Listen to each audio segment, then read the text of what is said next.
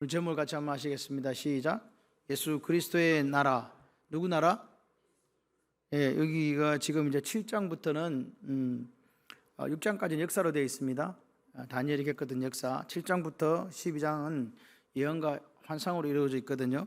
그래서 이제 상징들이 많이 등장합니다. 여러분, 그런데 한 가지 기억할 것은 이 다니엘서는 이스라엘 사람들에게는 역사서예요.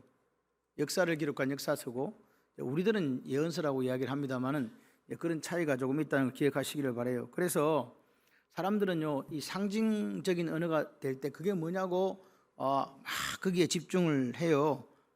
그게 에너지 소비하다가 쓰러져 자고 막 그런다고요. 그런데 이 환상에 대한 해석이라는 자체가, 이상이라는 이 부분이 정확한 답이 없어요. 정확한 결론을 얻기도 힘들다고요. 그래서 이 창세기부터 요한계시록까지를 전체로 이렇게 통으로 보고, 그게 하나님께서 구속사역을 통해서 이루어 가신 역사 속에서 해석하는 것이 바람직하다. 그래서 중요한 것은 뭐냐, 이런 환상 저런 환상을 주실 때에 우리가 항상 생각해야 될 것은 뭐냐면, 같이 한번 해봐요. 하나님의 음성. 도대체 하나님의 메시지가 뭐냐 이 말이에요. 왜 이 말씀을 하시는가. 그 세세한 것은 내가 잘 모르겠는데 이 말씀을 하시는 이유가 있다는 거죠. 이렇게 해석하시는 게 좋겠다. 그래서 이 7장부터 12장까지 핵심 메시지는요, 바로 세상 나라와 하나님 나라의 관계예요. 세상 나라는 우리 눈에 보일 때 흥황하고 커 보이고 위대해 보이고 우리를 어떻게 할 것 같아 보이지만, 영원한 나라는 누구 나라다? 하나님 나라다, 그 말입니다. 왜? 포로로 잡혀 있는 그 시대의 사람들, 암울한 시대에 살았던 사람들에게 하나님께 소망을 주시기 위해 쓴 게 다니엘서거든요. 기억하셔야 돼요. 포로로 갔던 사람들이 70년 만에 회복하실 그 나라에 대한 생각들을 가지게끔 꿈을 주는 거예요. 여러분, 우리나라가 30 몇 년 동안 일본의 그 아래에 있을 때 사람들은 정신교육 하잖아요. 꿈을 주잖아요. 해방, 그죠? 광복. 그 영화에 보니까 막 열심히 독립운동 하다가 일본의 앞잡이가 돼가지고 막 그 경찰서장 된 사람이 재판을 받았어요. 그리고 나중에 와갖고 왜 그랬어요? 그러니까 뭐라 그랬어요? 내가 해방될 줄 알았나? 그게 그 사람이 대사였어요. 그래 총 맞아 죽었지? 그 영화 그래도 끝났어요. 내가 해방될 줄 알았나? 해방될 줄 몰랐다는 거죠. 그래서 변절했다는 거예요. 그런데 여기 뭐라고요? 하나님 나라는 영원하다, 유한하다. 세상 나라는 영원하다, 유한하다. 우리의 삶은 유한하다, 영원하다, 유한하다. 그렇기 때문에 오늘 영원한 나라, 하나님께 세우실 영원한 나라에 대해서 소망을 가지고 살아가야 돼요. 하나님은 우리 마음에 소원을 두고 행하시나니, 할렐루야. 소원이 있는 사람은요, 나라가 망하든지 또는 어떤 위기 속에 있든지 또는 어떤 실패 속에 있든지 질병 속에 있든지 상관없어요. 왜요? 뭐가 있기 때문에? 소망, 소원. 아멘이시죠? 그렇습니다. 그래서 세상 나라가 승리할 것 같고 화려하고 그리고 권세와 힘을 자랑하지만 중요한 것은 그것은 영원하지 않다는 거예요. 여러분, 영원하지 않는 것에 여러분 목숨 걸지 마세요. 영원한 것에 내 모든 걸 투자한다 할지라도 아깝지 않습니다. 아멘이시죠? 우리가 한 사람 한 사람 개개인이 뭐라고요? 사람이 손대지 않는 돌의 나라, 인자 같은 이의 나라, 그 나라가 영원히 설 것이다라는 그 소망을 가지고 우리의 삶을 한번 살아보세요. 어떤 일이 일어나는가? 오늘 이 땅에서 고난당하는 그리스도인, 또 그 당시에 포로로 잡혀와서 암울한 조국을 잃어버리고 예루살렘도 파괴되고 성전도 파괴되고 이제 아무 소망이 없다고 생각하는 그 시대에 궁극적으로 소망을 주는 말씀이 다니엘서거든요. 그 사람들이 이걸 읽는 거예요. 그래, 우리의 소망이 있어. 하나님은 지금도 이 바벨론 땅에서 여전히 역사하시는 하나님이야. 바벨론의 왕이 최고로 권세가 있고 커 보여도 그렇지 않다. 그래서 오늘 7장의 이상은 다니엘이 보았던, 느부갓네살의 왕이 보았던 그 꿈의 사람 있잖아요. 금으로 되고 은으로 되고 노소로 되고 철로 된 다리를 가졌던 그 신상에 대한 꿈을 다시 이제 보여주고 있는데, 중심의 생각은 같아요. 사상은 같아요. 그런데 강조점이 달라요. 느부갓네살이 봤던 그 환상은 첫째 왕국 느부갓네살에 대한 이야기를 해요.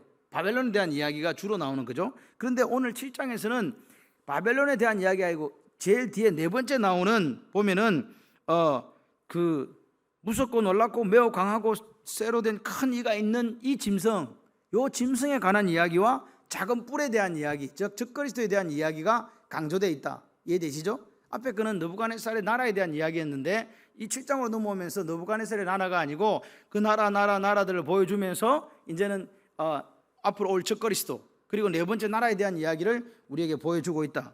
그래서 그 뒤에 이렇게 합니다. 여기 보니까 누가 나오냐? 인자 같으신 이가 있다. 장차 오실 예수 그리스도. 그래서 그 모든 적그리스도는 누구에 의해서 멸망당한다? 적그리스도는 예수 그리스도에 의해서 멸망당하는 거예요. 그리고 영원한 예수 그리스도의 나라가 세워진다. 그 이야기를 지금 해주고 있는 거죠. 그래서 우리가 오늘 봤던 이 7장은 실제적으로 14절까지가 환상이고 15절부터 마지막 절까지 또 해석을 해요. 그러니까 쉽게 말해서 똑같은 걸 몇 번 해준다? 2번. 그래서 오늘 여기 그 7장의 주제 성구는 13, 14절이에요. 내가 또 밤에 환상을 보니 인자 같은 이가 하늘 구름을 타고 와서 옛적부터 항상 계시니, 옛적부터 항상 계시니가 누굴까요? 아버지 하나님. 그 앞에 인도됨에 그에게, 그 인자 같으니 예수 그리스도에게 권세와 영광과 나라를 주고 모든 백성과 나라들과 다른 언어를 말하는 모든 자들이 예수님을 섬기게 하였으니 예수님의 권세는 소멸되지 않은 영원한 권세요 예수님의 나라는 멸망하지 아니할 것이니라. 할렐루야. 요 이야기를 지금 하는 거예요. 이 결론이에요. 그래서 보십시오. 나라들은 여기 보면 첫 번째 나라가 사자의 나라, 그 다음에 곰의 나라, 그 다음에 표범의 나라, 그 다음에 넷째 짐승, 천리빨로 되어 있는 큰 무시무시한 짐승의 나라, 이런 나라들이 있잖아요. 이런 나라들은 섰다가 사라져, 또 섰다가 사라지고, 또 섰다가 사라져 가는데 예수 그리스도의 나라는 무슨 나라다? 할렐루야. 그러니까 오늘 우리의 소망을 어디에 두라고요? 영원한 나라에 두라고 이 말입니다. 영원한 나라. 예, 이 땅의 것들은요 다 사라지는 거예요. 그래서 14절까지가 꿈에 대한 묘사, 그리고 15절 28절까지가 또 해석. 그래서 다음 시간에 또 똑같은 이야기를 하는 거예요. 자, 오늘 보십시오. 1절 한번 볼까요? 벨사살 왕 원년에, 원년이니까 이제 통치 17년 아버지 나보니두스가 17년간 중에서 통치할 때 7년 빼고 10년 이상을 바깥에 나가 있었거든요. 그래서 아들에게 나라를 맡기는 거죠. 그러니까 다시 말해서 이 17년은 역사적으로 볼 때 나보니두스가 바벨론의 마지막 왕인데 벨사살이 중간에 섭정왕으로 다스렸기 때문에 벨사살이 마지막 왕으로 성경은 계속 이야기를 해요. 이해되시죠? 역사적으로 볼 때는 그렇다. 그래서 이 2장에서 느부갓네살이 환상을 받을 때는 어떤 때였습니까? 바벨론이 강력한 제국, 강력한 나라로 섰을 때의 이야기예요. 그죠? 그래서 그들의 권세가 절정에 달했을 때에 그 환상을 보여준 거고, 지금 환상은 이제 벨사살 왕 원년이니까 실제적으로 아버지 제가 나보니두스 왕의 제가를 받아서 이제 나라를 다스렸거든요. 그래서 이게 주전 522년경으로 추정됩니다. 그런데 그때는 이제 바벨론의 영광이 이 벨사살이 마지막 왕이니까 쇠퇴하기 시작하는 때라고 말이에요. 그때 받은 이제 환상이다. 자, 보세요. 그래서 이제 2절 봅시다. 하늘에 내 바람이, 하늘에 무슨 바람이? 내 바람이 큰 바다로 몰려 불었다. 바람은 누굴까? 바람은 그대 이름은 바람. 그 바람 아니고 이게 천사들이고 하나님께서 세상 나라들을 움직이도록 세우신 하늘의 권세자들, 이렇게 표현돼요. 그래서 바다는 그럼 뭐겠어요? 막 바다라는 것 자체가 이렇게 파도가 크다가 적었다가 이렇게 되잖아요. 그죠? 그래서 세상 나라는 이 파동이 심한, 요동이 심한 세상 나라들로 이렇게 표현되고 있다. 그래서 세상 나라들은 바다에 파도가 왔다 갔다 하는 것처럼 일어났다가 없어졌다가 이렇게 한다, 그 말입니다. 이해되세요? 한글이니까 이해하시죠? 자, 그 다음에 그래서 때로는 바다는요 큰 파도가 일어났다가 또 작은 파도가 일어나고 또 잔잔하기도 하고 그렇잖아요. 그런데 이 파도는 뭐에 대해 무엇에 의해서 파도의 크기가 결정됩니까? 그래요, 바람이에요. 이걸 이야기하는 거예요. 바람의 크기에 잔잔하기도 하고 크게 일기도 한다, 이 말입니다.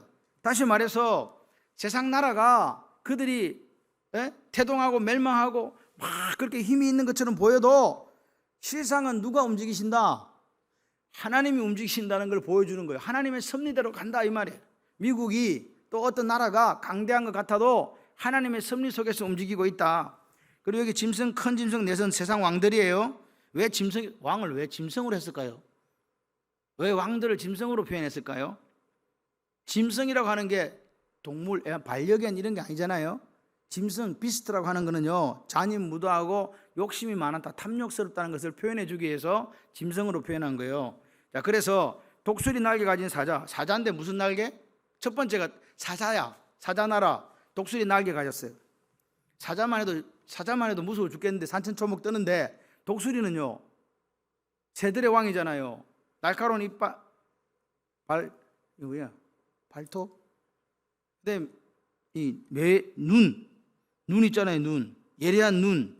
그러니까 사자만 해도 지금 감당하기가 불감당인데 무슨 날개까지 가졌어요? 독수리의 날개까지 가졌기 때문에 그의 용맹함은 누구도 따라갈 수가 없다. 그래서 독수리 날개 가진 사자는 바로 느부갓네살 왕을 가리키는 거예요. 금으로 된 나라. 그래서 바벨론의 나라의 상징은요 사자, 독수리 날개 가진 사자였어요. 지금도 나오고 있습니다. 자, 그랬습니다. 그래서 오늘 하나님이 느부갓네살을 통해서 바벨론 제국을 세우신 이유는 온 세계에 느부갓네살의 뜻을 이룬 게 아니에요. 누구 뜻을 이루게 하려고? 하나님의 뜻을요. 하나님은 유대에 국한되어진 신이 아니라는 거예요. 전 세계를 통치하시는 그런 신이라는 것을, 하나님의 영광을 드러내고자 누구를 세웠다? 바벨론이라는 나라를 바다 마치 바람이 불게 세운 것처럼 세웠다, 그 말입니다. 그런데 인간은 교만해서 얼마나 느부갓네살이 교만을 떨어요. 내가 하다가 어떻게 했습니까? 하나님께서 한 번 딱 치니까 어떻게 됐어요?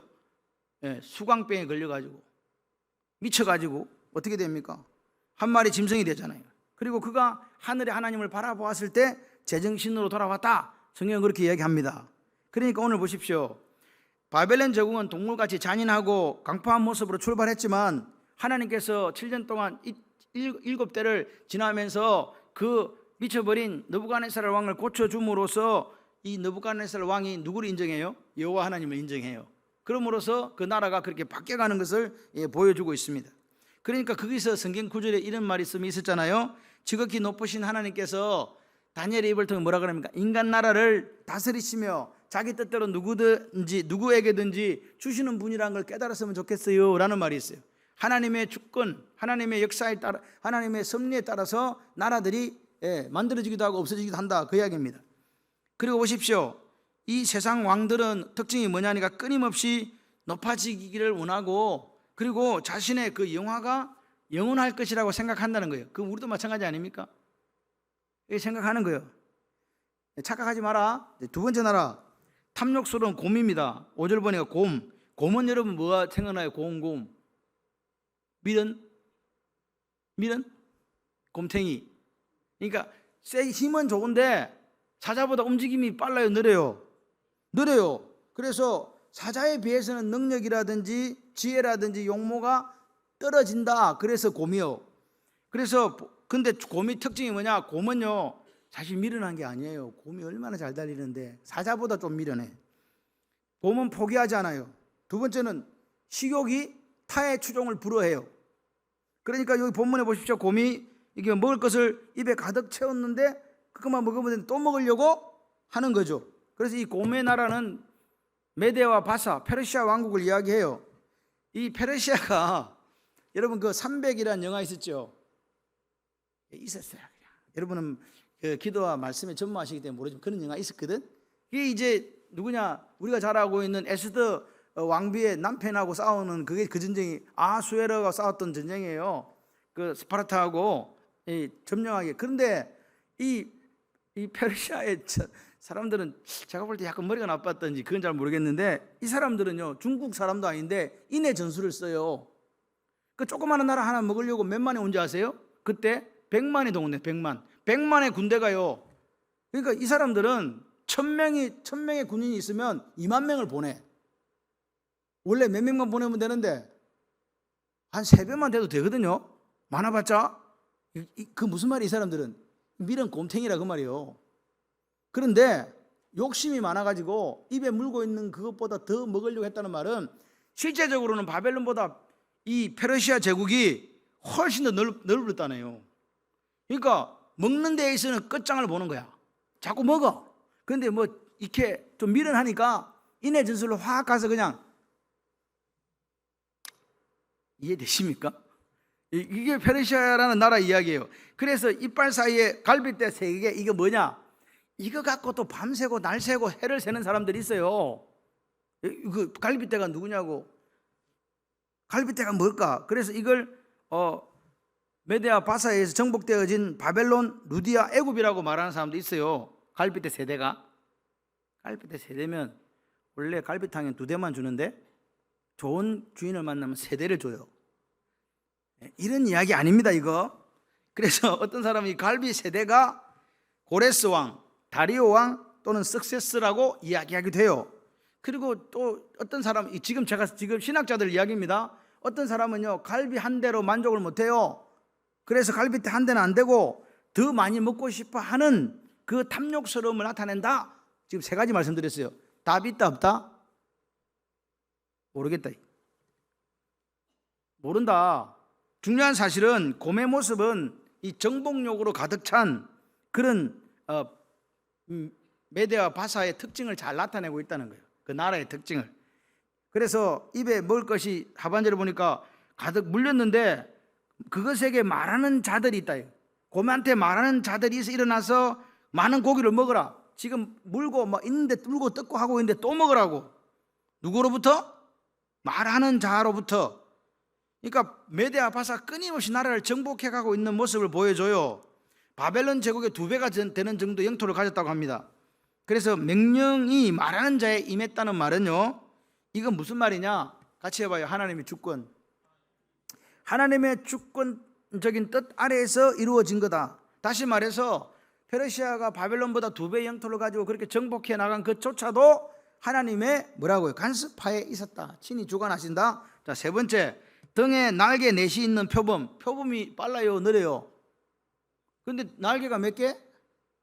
여기 6절에 보니까 날개 3이 있고 머리 4이 있다.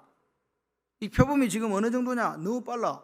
표범은 달리면요, 저번에 어떤 동영상을 보니까 표범이 그 멧돼지인지 한 마리 조그마한 새끼를 잡으러 갔는데 너무 빨리 달렸어. 그래갖고 얘를 놓고 통과해 버렸어. 그래가지고 가보니까 없거든. 보니 저 뒤에 돌아가고 다시 백 해갖고 걔도 너무 열심히 달려와가지고 스트라이커가 돼버린 거야, 표범한테. 그래서 잡혀 죽었어. 그만큼 빨라요. 그런데 날개까지 달렸으니까 얼마나 빠르겠어요? 생각을 해봐요. 그래도 빠른데, 원래도 빠른데 날개까지 달았네. 이 누구냐? 이 높부분에 있는 알렉산더 대왕을 이야기한다고 해요. 대부분 신학자가 여기 동의합니다.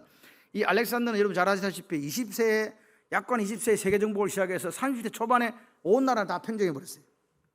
표범처럼 빠르고 신속하게 정복한 거예요. 엄청난 빠른 속도로. 그런데 여러분 알렉산더가 어떻게 죽은지 아시죠? 말라리아에 걸렸는지 어디 걸렸는지 열병에 걸려 풍토병 걸려서 그냥 죽어버렸어요. 술 취함, 방탕함, 요절했어. 그리고 나이가 어린데 이게 죽었으니까 후계자가 없잖아요. 그럼 누가 후계자가 됐을까요? 그래서 그 밑에 4명의 장군이 나라를 나뉘어 가진 거예요. 시리아, 그 밑에 있는 이집트, 그 다음에 원래 있는 마게도니아, 그 다음에 소아시아 쪽, 이렇게 4군데로 이게 나눠서 가지게 된. 그래서 여기 뭐가 나와요? 4개 나오잖아. 4개. 여기 보시면 넷이 있더라. 머리 넷이 있으면 권세를 받았더라. 그게 넷이란 게 그렇게 해석을 해요. 자, 그래서 보십시오. 오늘 그 위에 서게 된 4장군의 권세도 누가 하신 거다? 하나님이 주신 거다. 권세를 받았더라 그랬잖아요. 하나님 주신 거다. 하나님께서 위로 주신 것. 그 다음에 이제 우리가 오늘 봐야 될 게 오고요. 철 이빨 10뿔을 가진 짐승이 7절에 나와 있어요. 근데 너무 이 앞에 짐승들하고는 비교할 수 없을 정도로 강하고 잔인하고 무섭고 그런 짐승이단 말이에요. 어떻게 생겼는지 나오지 않잖아요. 그냥 큰 철 이빨을 가지고 있어서 뭐든지 먹으면 부서뜨려 버리고, 그죠? 부서뜨려 버리고 그 나머지는 발로 뭐라고요? 밟아가 짓밟아 버려가지고 완전히, 왜 우리말로 밟아서 엉갠다 그러잖아요. 그런 모습의 짐승이에요. 근데 뭐 어떻게 생겼는지 잘 몰라. 그리고 가공할 만한 이 파괴력을 가진 나라를 로마입니다. 로마. 잘 훈련된 군대, 로마의 군화에 완전히 짓밟히는 거예요. 그러니까 이 로마가 이탈리아 반도 전체, 지중해 전체, 이스라엘 및 팔레스타인, 애국까지 완전히 다 그다음 어디까지 갔냐? 유럽, 영국까지 다 정복해요. 로마가요. 그러니까 그런데 로마의 특징은요, 여러분 바벨론도 아시리아도 또 여기 있는 메데아 바사도 사실은 많은 다민족이 있기 때문에 유화 정책을 많이 썼거든요. 포로로 잡아온다 할지라도 이렇게까지는 잔인하지 않았어요. 로마는 어떻게 했냐? 정복하잖아요. 그러면 연약한 사람들이 있으면 다 죽여버려. 그리고 쓸만한 거 잡아다 갖다 노예로 팔아버려 그냥. 이거는 뭐 융화 정책 이런 거 필요 없는 나라가 로마였어요. 그래서 말 안 들으면 제일 최고행이 뭐예요? 로마가. 로마인은 절대로 이 사양 시킬 수 없어. 오로지 외국인한테만 시키는 게 있어요. 뭐요? 십자가요. 그렇게 잔인했던 나라가 로마란 말입니다. 그런데 로마가요, 실제적으로 우리가 뒤에 이게 중세 유럽을 간다고 로마가 있는 것 같지만 실제적인 로마는 476년 멸망해버리고 없어요. 동로마 서로 날리고 뭐 비잔틴 제국 어쩌고 뭐 기타 등등에 나가는. 로마는 476년에 망했어. 끝. 그런데 여기 이제 중요한 말이 나와요. 그 머리에 몇 개 뿔이 있어요? 10개 뿔이 있어요. 그래갖고 옛날에 10개 뿔이 유럽 연합이다 그랬어요. 그 10개가 되면요, 나라 막 세상에 종말이 온다. 지금 몇 개인 줄 아세요? 24개인가? 뿔이 24개가 됐어. 그러니까 그 말 아니다는 거예요. 그러니까 앉아가지고 쓸데없이 제가 얘기했잖아요. 하나님 말씀, 하나님 마음이 뭔가를 살펴야 되는데 거기에 그 단어에 이게 무슨 뜻이냐고 거기에 꽂혀가지고 계속 그런 거 하고 있는 사람이 있다니까요. 지금 러시아하고 우크라이나하고 전쟁이 3차 대전이라 그랬다가 또 뭐 헝가리가 개입하면 헝가리가 아니구나. 터키가 개입하면 뭐 어쩌고 저쩌고 뭐. 그래서 또 그다음에 또 좀 있다가 또 좋은 일이 생겼어. 그 사람들한테. 뭐 생겼어요? 이스라엘과 하마스가 전쟁한다니까. 이거는 3차 대전이다. 이건 이제 주님이 오신다. 재산을 파시오. 내게로 오라. 제가 이런 이야기하면 아무도 안 올 것 같아. 그런데 그런 이야기를 하는 사람이 있어요. 근데 또 따라간다? 제가 항상 이야기 드리죠. 내일 지구의 종말이 올지라도 오늘 난 한 그루에 사과나무를 심는다. 스피노자. 할렐루야. 여러분 하실 일을 하세요. 아이를 키우시면 아이를 키우고, 아이를 가르치면 가르치고, 직장에 일하시면 일하고, 사업하시면 사업하세요. 일상의 삶을 살아서 주님 오시면 만나면 돼요. 아멘. 그래서 보십시오. 여기 보면 10뿔은 로마 이후의 나라들을 이야기해요. 강력한 일어났던 나라들을 그냥 역사상에 등장한 열강들을 의미한다라고 보시면 돼요. 그런데 그 중에서 이게 시선을 끄는 부분이 바로 작은 뿔에 대한 이야기예요. 자 보세요. 8절 봐요. 8절 한번 읽어봐요. 8절. 내가 그 뿔을 유심히 보는 중에 무슨 다른 작은 뿔이 그 사이에 나더니 첫 번째 뿔 중 셋이 그 앞에서 뿌리까지 뽑혀버렸고, 이 작은 뿔에는 뭐가 있어요? 뿔에 사람의 눈 같은 눈들이 있다. 눈이 많다. 그리고 입은 뭐요? 있어서 큰 말을 하더라. 예. 그러니까 보세요. 이 입으로 결국은 뒤에 이제 다음 시간에 할 건데 누구를 대적하겠어요? 하나님을 대적해요.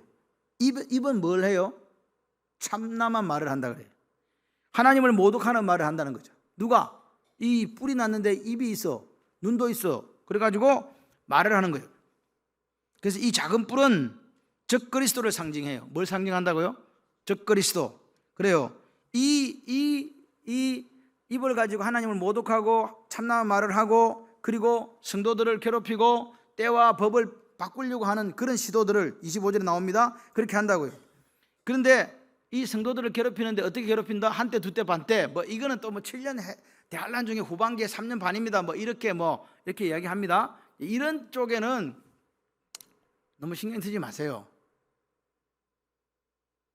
같이 해봐요. 확고부동 인내함으로 견디면 돼요.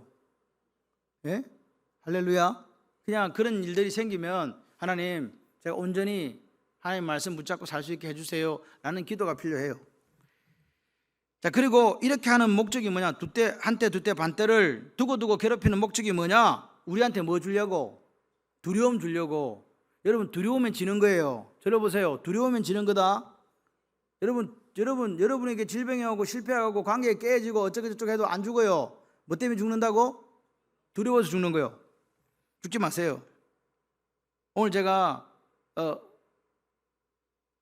만났는데, 목사님, 제가 가서 건강검진을 했는데요, 앞으로 5년 동안 병원에 오지 말아요. 너무 건강하대요. 할렐루야. 진짜 그렇게 이야기 하시더라니까요. 그러니까 옆에 누가 120세 그러고 왔어요. 건강하니까 얼마나 좋아요. 건강하다고 병원에서 다 해보더니 건강하대요.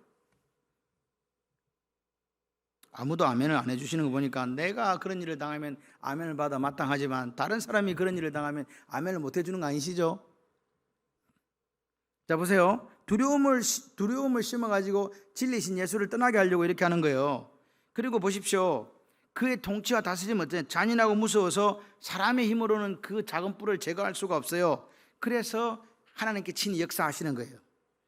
그러니까 우리를 괴롭히는 것은 세상 왕들이 아니고 결국 누가 괴롭힌다? 즉 그리스도가 괴롭힌다는 사실을 꼭 기억하세요. 우리의 싸우는 병기는 육체에 속한 것이 아닙니다. 오직 하나님 앞에서 견고한 진을 파는 하나님의 강력입니다. 기억하시길 바라요. 오늘 우리 능력으로는 이길 수 없어요. 누가 하셔야 된다고? 하나님의 능력이 여러분이 임하시기를 바랍니다. 내 능력으로 사는 사람이 불신자예요. 근데 우리는 누구 능력으로 살아요? 하나님 주신 능력으로. 내게 소원은 있지만, 내게 원함은 있지만 그걸 행할 능력이 없기에 그 행할 능력을 주님께 주신다고 믿고 살아가는 사람들이 그리스도인인 줄 믿습니다. 그래서 보십시오. 우리의 모든 생각을 사로잡아서 예수님께 복종시키는 삶이 되셔야 돼요. 여러분, 우리의 삶은요, 이 되돌아가는 게 없어요. 그냥 오늘 지나면 오늘은 끝이에요. 하나님 앞에 우리가 행복하게 살았던, 충성하며 살았던, 불충성하게 살았던, 마음대로 살았던 하루는 끝나가는 거라고요. 더 이상은 돌아오지 않아요. 그래서 그 삶이 후회가 되지 않도록 하나님 앞에 기쁘고 즐겁고 행복하게 사시기를 주님의 이름으로 축원합니다. 그런데 이제 오늘 그렇게 하고 나서 여기 끝이 아니에요. 아무리 작은 뿔이 괴롭히고 성도들을 괴롭히고 하나님의 뜻과 때를 변개하고자 해도 하나님 나라는 끝나지 않았다는 걸 이제 보여주는, 그게 9절 12절이에요.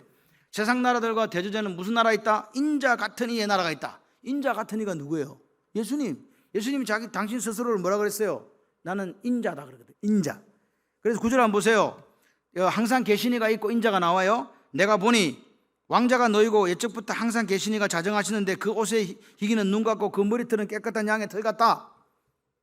영존하시는 하나님을 우리에게 보여줘. 영원히 존재하신 하나님, 할렐루야. 천지를 창조하신 창조주, 창조하신 세계를 그 뜻대로 다스리시는 절대 주권자, 심판주. 그 하나님의 모습을 어떻게 표현했냐? 그 옷은 희기가 눈 같더라. 눈같이 하얗다. 그 머리털은 깨끗한 양의 털 같다. 양의 털이 무슨 색깔이죠? 여기 색깔 안 나왔습니다. 깨끗한 양의 그냥 털 같다 그랬어요. 흰 털이다 그러면 안 돼요. 얼굴도 희고 막 다 옷도 희고 다이다, 이건 아닌 것 같아. 그냥 양의 털처럼 깨끗하다. 깨끗함의 상징. 이거는 이제 이게 상징이에요. 거룩하신 성품, 정결하심, 순결하심, 그걸 나타내는 게 바로 뭐라고요? 이게 옷은 희기가 눈 같고 머리털은 깨끗한 양털 같았다, 이렇게 표현한 거라고요. 이렇게 생겼다는 뜻이 아니라고요. 하나님은 영이시니. 이해되십니까 지금? 자, 그래서 하나님은 그런 순결하신가 정결하신가 거룩하신 성품을 가졌기 때문에 우리가 하나님을 뭐라고 불러요? 아빠. 아빠는 누구를 닮아요? 그 자녀는 누구를 닮아요? 우리 딸이 항상 저를 닮았다고 자랑해요. 왜 엄마를 닮지 않았어? 그러면 자꾸 그렇게 이야기를 해요.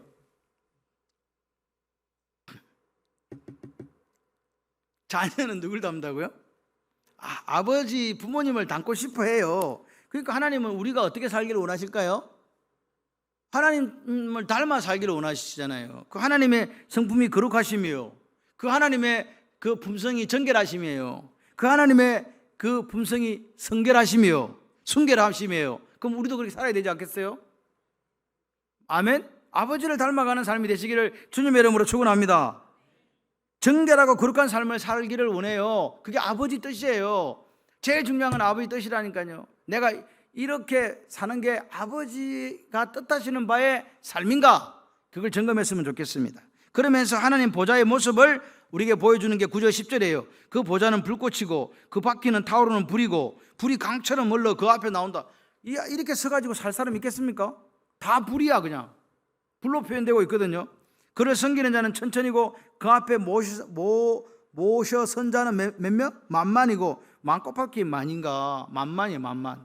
심판을 베푸시는데, 지금 누가 심판을 베푸신다고요? 영존하신 하나님께서 심판을 베푸신대요. 그 앞에 뭐가 있다고요? 책들이 펴 놓였더라. 그러니까 중요한 말은, 여기 제일 중요한 말은 뭘까요? 심판의 책들이 놓였더라예요. 심판하시는 하나님, 심판하시는 광경을 기록하고 있다고요.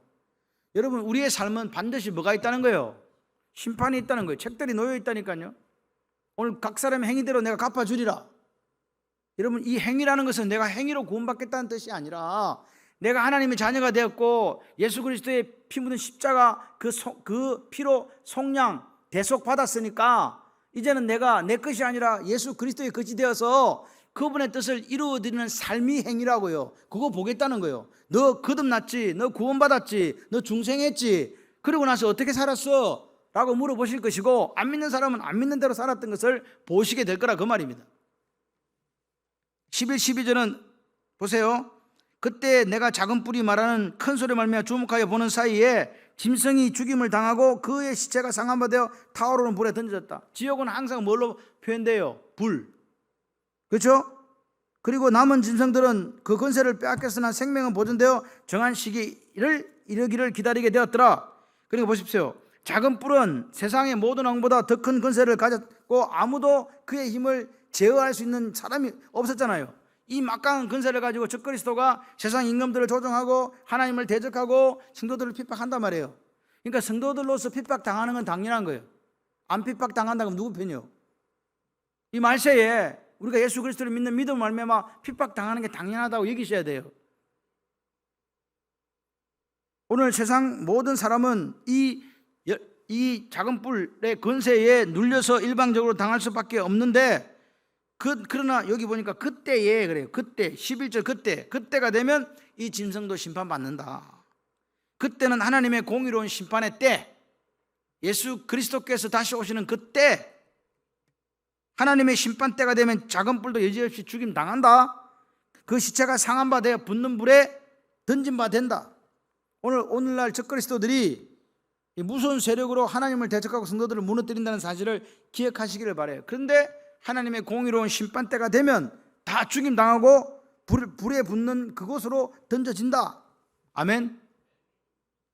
그러나 하나님의 역사는 여기서 끝난 게 아니에요. 던져놓고 끝난 게 아니야. 지옥에 가라, 끝난 게 아닙니다. 지금 여기 보니까 짐승으로 표현된 세상 임금들, 작은 뿔로 상인된 적그리스도 다 죽임 당하고 시체는 상한 바 되어 불에 던져지죠. 그러니까 오늘 우리가 이런 부분들을 조금 더 기억했으면 좋겠어요. 불이 자꾸 등장해요. 알곡과 가라지 심판하실 때 알곡은 걷어 곳간에 넣고 가라지는 어떻게 한다 그랬어요? 불에 태운다. 그래서 이 불이라는 부분을 주님도 말씀하셨고 성경에서 계속 지옥에 대해서 불로 이야기합니다. 세상 나라들과 적그리스도의 종말은 꺼지지 않는 불의 심판밖에 없다. 여러분 혹시 그러면 내 죽었는데, 우리 할아버지 예수 믿다 죽었는데 다시 부활하면 어떻게 되지? 어떻게 돼요? 궁금하실까 봐 물어보는 거예요. 여러분 먼저 가셨는데 이제 화장해 버렸어. 화장. 누가? 아들이. 부활해야 되는데 어떻게 됩니까? 오늘 여러분 기억하셔야 돼요. 우리의 부활하는 몸은요, 영광스러운 부활체예요. 다시 말해서 이 영광스러운 부활체는요, 우리 예전의 몸과는 달라요. 그걸 기억하셔야 돼요. 보세요. 지옥에 이게 안 믿는 자들도 부활하거든요. 그리고 심판대 앞에 심판받고 영원한 불로 가요. 영혼이 결합되어서 음부에 있던 영혼들이 결합되어 가지고 이제 영원한 지옥불로 가는데, 여러분 요 몸 갖고, 여러분 지금 그 몸 갖고 저러 보세요. 조지 마시고 여러분의 그 몸 가지고 예를 들어서 천도불에 들어갔다 어떻게 돼요? 지금 제 말이 이해가 잘 안 되시는가 보지? 천도나 그냥 천도나 하지 말자. 만도의 불에 들어갔어. 그럼 몸이 어떻게 될까요? 그럼 타서 없어져 버리겠죠. 그러면 지옥이 소용이 없어. 그래서 우리 부활한 몸은요, 그 불에 타도 죽지는 않아, 없어지지는 않아. 뭘 느껴? 고통 중에 있게 된다 그 말이에요. 그게 부활한 몸이에요. 그러면 우리는요 어디가? 우리 예수님 따라가지. 천국 가요. 할렐루야. 아무도 아멘은 안 하죠. 아멘 좀 하세요. 네. 여러분 저는요 영원한 천국의 소망을 가지고 살아요. 저는 이런 소망을 가져요. 우리는 다시 우리가 먼저 가든 나중 가든 어디서 만날 거다? 천국 한복판에서 만날 거다. 근데 못 만난 사람들은 곤란해. 그러니까 만나야 된다. 반드시 만나야 된다. 그 마음을 갖고 행복하게 사시기를 바라요. 그래서 이제 13, 14절 드디어 이제 마지막으로 왔어요. 그렇게 심판이 진행되는 동안에 다니엘은 당신의 역사, 하나님의 역사가 여기서 끝나지 않았다고 말씀하시는 음성을 듣는 거예요. 그 절정이 뭐냐? 이 환상의 절정이 뭐냐? 이 하늘 권세를 부여받은 인자 같은 이의 나라가 있다는 거예요. 예수님의 나라. 인자 같은 이가 구름을 타고 와서 옛적부터 항상 계신 자에게 나와 그 앞에 인도되는 것을 봤다는 거예요. 이 인자 같은 이는 뭐냐? 인간의 몸으로 입고 오시기 전에, 성육신 하시기 전에 예수님의 모습이에요. 예수님 자신 인자라고 말씀하셨잖아요. 그래서 인자 같은 이가 하나님 앞에 딱 인도되니까 어떤 일이 일어났습니까? 14절 우리 졸지 마시고 한번 읽어봐요. 시작. 그에게 권세와 영광과 나라를 주고 모든 백성과 나라들과 다른 언어를 말하는 모든 자들이 누구를 섬겨요? 예수 그리스도를 섬겨요. 예수 그리스도의 권세는 소멸되지 않는 무슨 권세? 영원한 권세. 예수 그리스도의 나라는 무슨 나라? 멸망하지 아니할 나라. 아멘이십니까? 여기에 우리가요 꿈을 품어야 돼요. 예수님이 나라는 멸망하지 않고 영원한 권세, 쇠하지 않는 영원한 권세의 나라. 할렐루야. 그분이 영원히 섬김 받으실 분. 다시 말해서 인자 같은 나라, 이에 나라가 세워지고 승리하게 될 것이라는 하나님의 우리를 향한 음성이에요. 아무리 짐승처럼 잔인하고 포악한 세상 나라에 너희들이 산다 할지라도 하나님께 친히 메시아 왕국을 세울 것이다. 아멘. 그의 나라와 영광과 권세는 어떻게 한다? 영원하다. 예. 그러니까 이 환상을 보면서 성도들이 당한 고난, 또 세상 왕들에게 당할 고난, 그 짐승에게 당할, 적그리 당할 그런 핍박들을 눈에 보고 마음이 힘들었지만 어떻게 해요? 마음에 인자 같은 이의 나라가 영원히 세워질 것이라는 거기에 소망을 두는 거예요. 우리 안에 소망을 두고 소원을 두시고 행하시는 하나님, 할렐루야. 여러분, 이 소망이 이 지금 영원한 나라, 인자 같은 이가 세우실 영원한 나라, 예수 그리스도가 세우실 영원한 나라에 대한 소망이 있는 사람은 어떻게 살까요? 그 소망을 가지고 지금 힘들고 어려워도 그 중요한 게 아니에요. 행복하게 사는 거예요. 승리하면서 세상에 조금도 마음을 뺏기지 않습니다. 승리합니다. 많은 참사들이 거짓말로 이렇게 하는 사람들 사이에서 하나님의 영광을 드리는 삶을 사신다니까요. 그래서 오늘의 메시지는 그렇게 소망이 없었던, 이제 나라가 없어져 버리고 포로로 살고 있는 그 바벨론 강가 유수된 그 사람들에게 소망의 메시지를 준 거예요. 같이 해봐요. 하나님의 역사는 아직도 끝나지 않았습니다. 종국에는 누구의 나라가 승리한다? 하나님의 나라가 승리한다. 그러니까 여러분들 마음속에 이 말씀을 통해서 위로와 소망과 힘을 얻으시기를 바라요. 우리는 옛적부터 항상 계신 하나님, 영존하시는 하나님이 세상 나라 심판하시고 인자 같은 나라, 이의 나라가 건설되어서 영원할 것이라는 위로를 요 말씀을 통해서 지금 이 밤에 우리에게 주는 거예요. 역시 다니엘에게도 주셨어요. 그냥 다니엘이 위로를 받은 거예요. 아, 소망이 있구나. 할렐루야. 오늘 다니엘처럼 이 악하고 타락한 시대 속에 뭐요? 믿음으로 살아가려고 하는 사람들, 다니엘처럼 믿음으로 살고 싶은 사람들에게 주는 하나님 위로의 말씀이다, 그 말입니다. 걱정하지 마라. 할렐루야. 아무리 암울하고 아무리 힘들어도 해처럼 빛나는 믿음의 사람들로 살아라.